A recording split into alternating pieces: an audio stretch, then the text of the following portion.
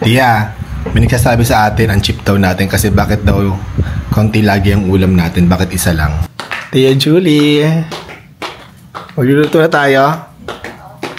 Ay, nandito pala si Lindy. Opo. Kala ko tatlo lang kami nandito. Kala ko dito ko nga pala, may school ka nga pala tomorrow. Alay ka na, magluto na Tia. Ang gusto kong request ay, tawag dito? Paksiw na bangus. Nakain ka na, Lindy? Opo, sir. Wala si Ate Rose, isang linggo, may miss mo? Opo, sir. Pero busy ka din naman sa school. Uwi na niya kanina. Oo, umuwi siya. Tia, magluto ka ng paksiw na pati sa palayok. Kasi yung palayok natin. Maliit lang kasi 4 lang tayo kakain. Hindi na lang sa ano. Kasi, Ayun, mas masarap sa palayok. sige. Sa palayok ka na magluto, ha? Yeah, go. Thank you. So, ito na ang aming mahiwagang palayok. Yung maliit lang, medyo basag ito kasi masyadong malaki yung isa. Yung regalo ni Ate Rose. Bawang, sibuyas, and then luya. Tia, lagyan ng luya. Mabilis lang maluto yung Tia, di ba? Oo. Lagyan na ng bangus. Okay, timplahan mo na Tia ng asin at paminta. Yan, asin. Tsaka paminta. Sobrang dali lang magluto ng paksiw na bangus. Pero super sarap, nakakaganang kumain. At syempre gagamit tayo ng ating paboritong Select Cane Vinegar. Go Tia. Pwede rin ginagamit yung puti, pwede yung cane vinegar. Pero si Tia, ang gusto niya ay cane vinegar. Tansya-tansya lang ang paglalagay. Yan. Okay, tapos na Tia.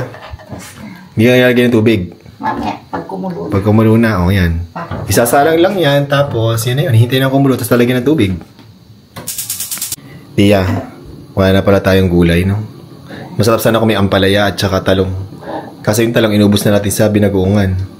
Kaya, isda na lang tayo na walang gulay. Lindy, ano na ba kayo? Ano natapos nyo na sa school? Midterms? Tapos na? Midterm po.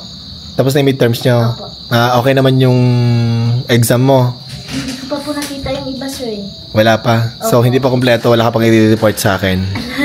Sa amin? Wala pa? O sige. Baka bukas po. Tapos, hanggang kailan ang school mo?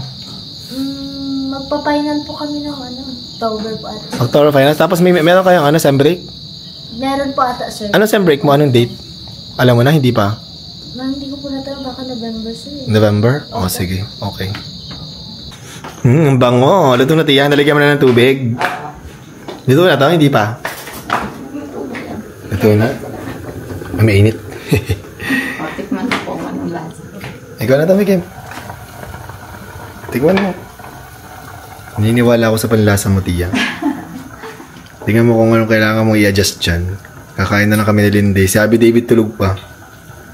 Sap na? Perfect. Okay, go.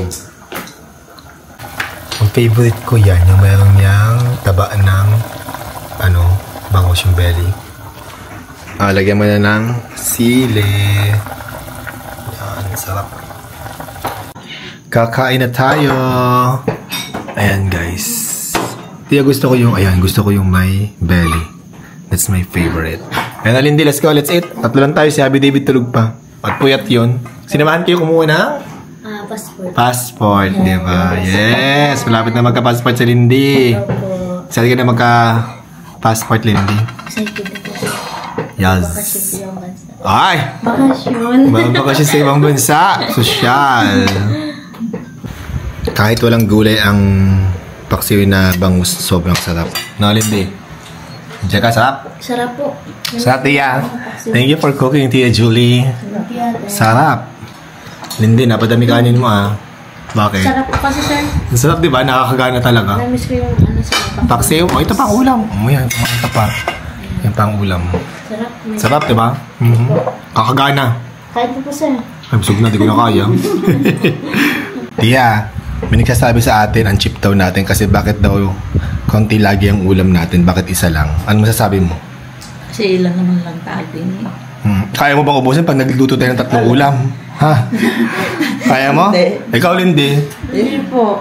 May mga basher tayo. Ang ulam daw natin ay laging isa lang. Ang cheap daw natin. Hindi pa nga natin maubos yun, sir. Hindi pa nga Isa na yun. Oh, di ba? Isa na nga lang. Di ba natin maubos? Paano pang 3? Nakakailan araw pa nga yung isang lutuan. Di ba? So, bakit tayo mag-aaksaya ng pera? Di ba, Lindy? Tama po. So, doon tayo sa practical. Hindi naman tayo kailangan mag-show off ng maraming pera at maraming pagkain. Tapos hindi mo naman mauubos. Masisira. Tapos mapapanis, di ba? So, mabuti na yung isa lang, pero nauubos natin. Yun ang importante, 'di ba? So, okay lang na tawagin nyo kaming cheap dahil isa lang ulam namin, pero busog kami. 'Di ba? At masarap.